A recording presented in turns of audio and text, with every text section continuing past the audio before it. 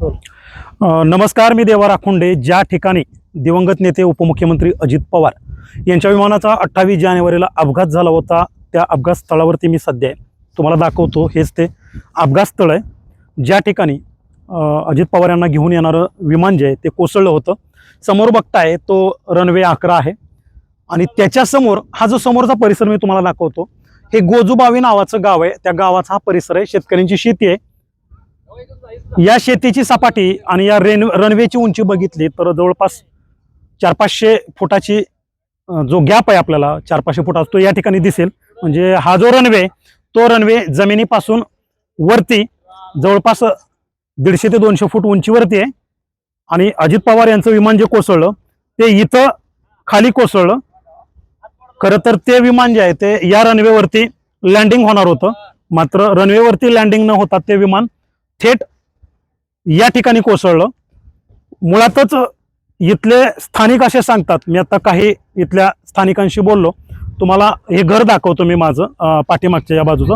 ज्या स्पॉटला मी उभा आहे त्या स्पॉटपासून समोर जे तुम्हाला लोकवस्ती दिसते ते आटोळे नावाचं कुटुंब त्या ठिकाणी राहतं आणि त्या कुटुंबातील लोकांशी मी आता बोललो तर तिथे आर्यन आटोळे नावाचा एक मुलगा आहे आणि त्याचं असं म्हणणं आहे की सकाळी ज्यावेळी अजित पवार यांचं विमान या ठिकाणी आलं त्यावेळी मुळातच हे जे विमान आहे ते खूप कमी उंचीवरती होतं. म्हणजे हे जर आपण विमान बघितलं तर हे जवळपास 51,000 फूट उंचीवरती उड्डाण करणारं विमान.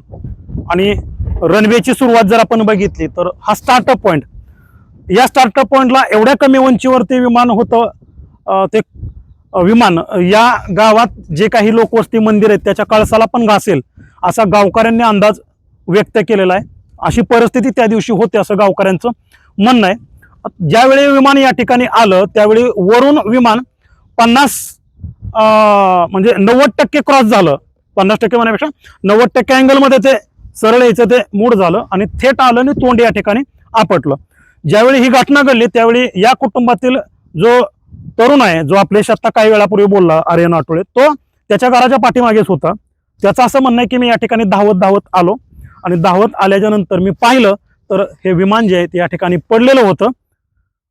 ज्या क्षणाला विमान या ठिकाणी पडलं त्या क्षणाला पहिला स्फोट झाला. त्याच्यानंतर काही सेकंदांनी आणखीन 2 मोठे स्फोट झाले, असे 3 स्फोट झाले आणि शेवटचा 4था स्फोट नॉर्मल स्वरूपात होता. असे 4 स्फोट झालं आणि ते 4ही स्फोट या आटोळे कुटुंबातील महिला असतील, ती मुलं असतील, आर्यन नावाचा तरुण मुलगा असेल, त्या सर्वांनी ते पाहिले. ही लोक मदतीला धावली, त्या ठिकाणी पाणी आणून टाकलं, अग्निशामक आली, पोलीस यंत्रणा आली, एअरपोर्टची यंत्रणा आली, सगळं झालं. त्या क्षणापर्यंत या लोकांना माहीत नव्हतं की हे विमान उपमुख्यमंत्री अजित पवार ज्या विमानातून प्रवास करणार होते तेच आहे किंवा ते या ठिकाणी आहेत. हे नंतर समजलं की बारामतीमध्ये निवडणुकीच्या प्रचारासाठी अजित पवार येत होते आणि त्यांच्या विमानाला हा अपघात झालाय. DGCAचा अहवाल असा सांगतो की 28 जानेवारीला 8:18 बारामती ATCच्या संपर्कात हे विमान आलं होतं आणि 8:27 एअरक्राफ्टने या रनवे 11ला लँडिंगची परवानगी मागितली होती. ATCने ती परवानगी दिली होती आणि त्याप्रमाणे हे विमान जे आहे ते या ठिकाणी लँडिंग सुद्धा होणार होतं. मात्र पुढे 8:27 एअरक्राफ्टने असं सांगितलं की मला 11ला परवानगी नको आहे, तर मला 29ला लँडिंगला परवानगी द्या. आणि 29ला लँडिंगला परवानगीही देण्यात आली. आता 29 कुठं आहे ते मी क्लिअर करतो. हे जे टोक आहे इथून सुरू होतो, हा रनवे 11 सुरू होतो आणि याचं एंडिंग पॉईंट जो आहे तो रनवे 29 आहे. म्हणजे बारामती एअरपोर्टला दोन्ही बाजूनी लँडिंग करण्याची सुविधा आहे, करता येतं आणि यापूर्वी देखील अशा पद्धतीचं लँडिंग झालेलं आहे. 8:27ला ज्यावेळी रनवे 29ला परवानगी मागितली होती ती दिली गेली होती. त्यानंतर 2च मिनिटांमध्ये निर्णय जो आहे तो बदलला गेला की मला रनवे 11ला परवानगी द्या, मला 29 नको. आणि 11ला परवानगी पुन्हा रनवे 29ची कॅन्सल केली आणि 11ला दिली. आता हे समोरून एक शिकाऊ विमान आलंय बघा तुम्ही. स्टार्टअप पॉइंटला आल्याच्या नंतर हे विमान एक्झॅक्ट खाली आलं का तर अजिबात आलं नाही.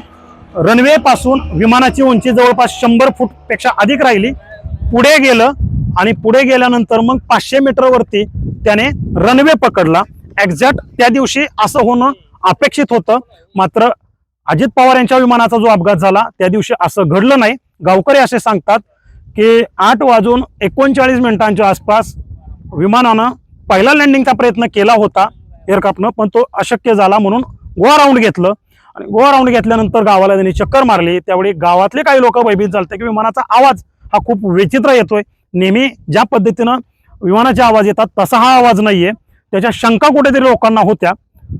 आणि मग ज्यावेळी 2 वेळा रनवे 29ची परवानगी दिलेली असताना एअरक्राफ्टनं सांगितलं वैमानिकानं की मला रनवे 11च पाहिजे, 11च द्या. त्यासाठी त्याने हट्ट केला.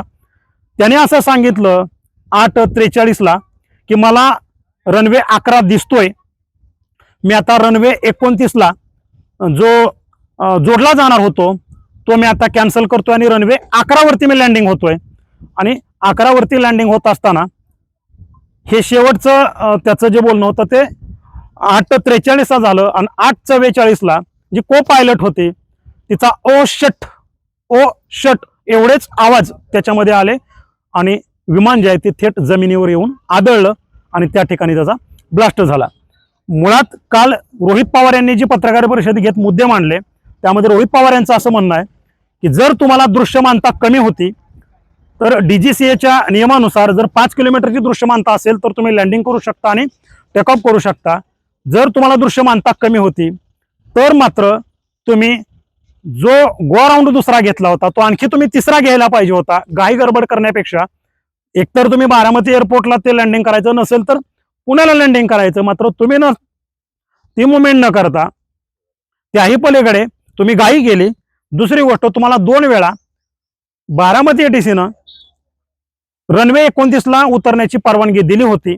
रनवे 29 MIDC बाजूला येतो आणि तो सुरक्षित आहे असं रोहित पवारांचंही म्हणणं आहे. त्याचं कारण आहे की हा टेबल टॉप आहे आणि तो टेबल टॉप नाहीये, म्हणजे तिकडे सपाटी आहे.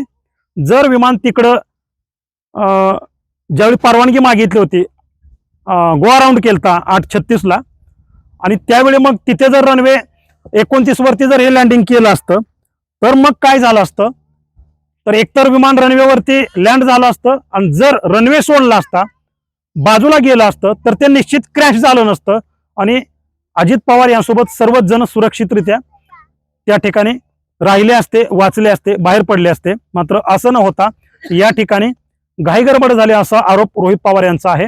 जर तुम्हाला या ठिकाणी दृश्यमानता नव्हती तर तुम्ही हा निर्णय का घेतला? शेवटच्या 1 मिनिटामध्ये रडार जो जोडला गेलेला होता त्याचं संभाषण जे आहे तो बंद झालं, त्याच्यामध्ये रेकॉर्ड झालं नाही. तो 1 मिनिट नेमका का झाला, तो बंद का झाला, अनेक कारणं जे आहेत ते रोहित पवार यांनी आता प्रश्न उपस्थित केलेले आहेत. याची उत्तरं खरं तर आता सरकारला द्यावी लागतील. पण मी तुम्हाला हा रनवे कुठून सुरू होतो आणि तो जमिनीपासून कसा आहे, किती उंचीवरती आहे आणि एक्झॅक्ट विमान कुठं धडकलं आणि इथल्या गावकऱ्यांनी काय सांगितलं तो सांगण्याचा प्रयत्न केला.